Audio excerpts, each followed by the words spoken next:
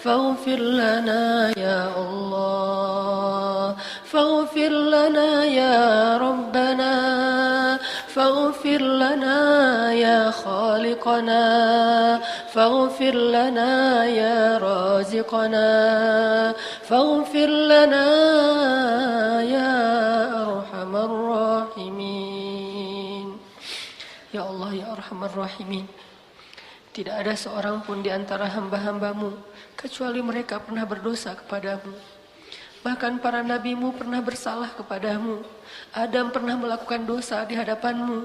Lalu ketika dia memohon ampunanmu, engkau pun mengampuninya, ya Allah. Nabi Nuh pernah berbuat dosa kepadamu. Lalu ketika dia memohon ampunanmu, engkau pun mengampuninya, ya Allah. Nabi Musa pun pernah berbuat salah. Lalu ketika dia memohon ampunanmu, engkau pun mengampuninya, ya Allah. Nabi Ibrahim pun pernah berbuat salah. Lalu ketika dia memohon ampunanmu, engkau pun mengampuninya, ya Allah. Bahkan Nabimu yang mulia, Nabi Muhammad SAW pernah berbuat kesalahan. Lalu ketika ia memohon ampunanmu, engkau mengampuninya, ya Allah. Kami yakin tak ada seorang pun yang meminta ampun kepadamu kecuali engkau pasti mengampuni dosanya, ya Allah. Dan engkau tidak peduli sebanyak apapun dosa orang itu, ya Allah. Karena sedikit pun dosanya tidak akan menyulitkanmu, ya Allah. Sebanyak apapun dosanya tidak akan merugikanmu, ya Allah. Sebanyak apapun dosanya tidak akan menyakitimu, ya Allah.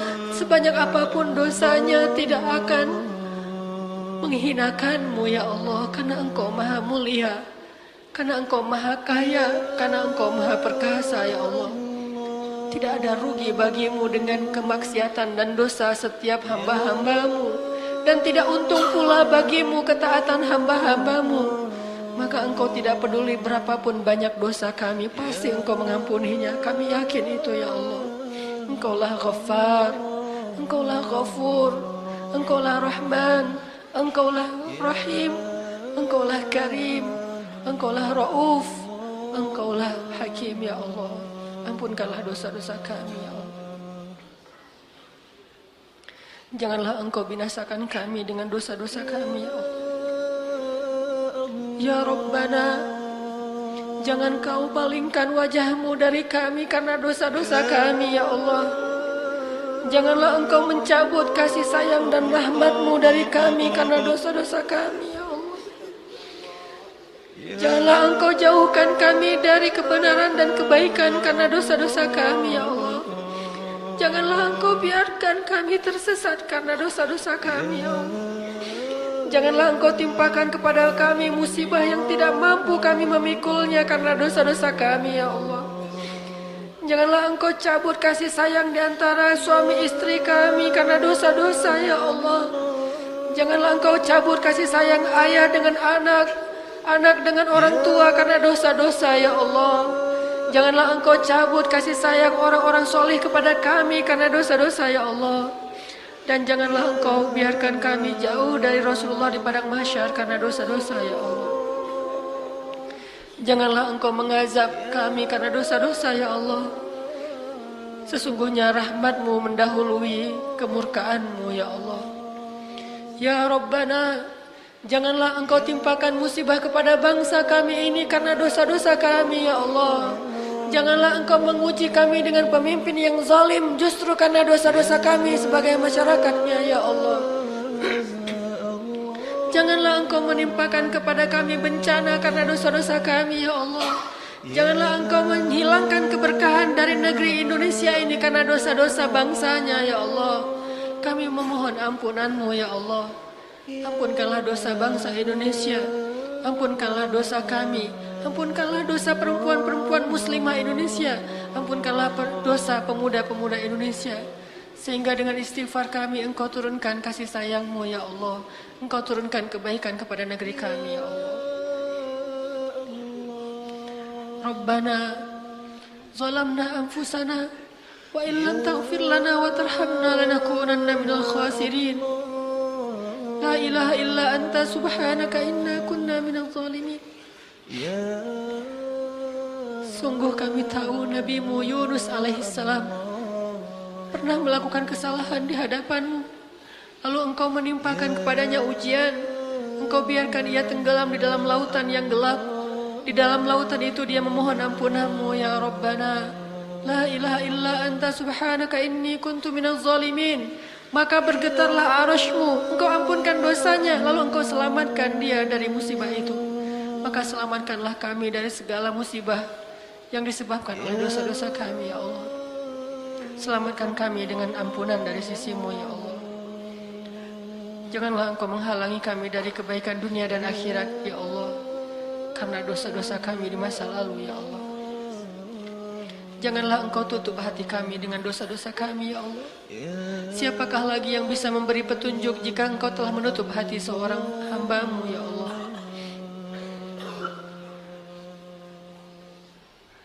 Astaghfirullah Rabbal baraya.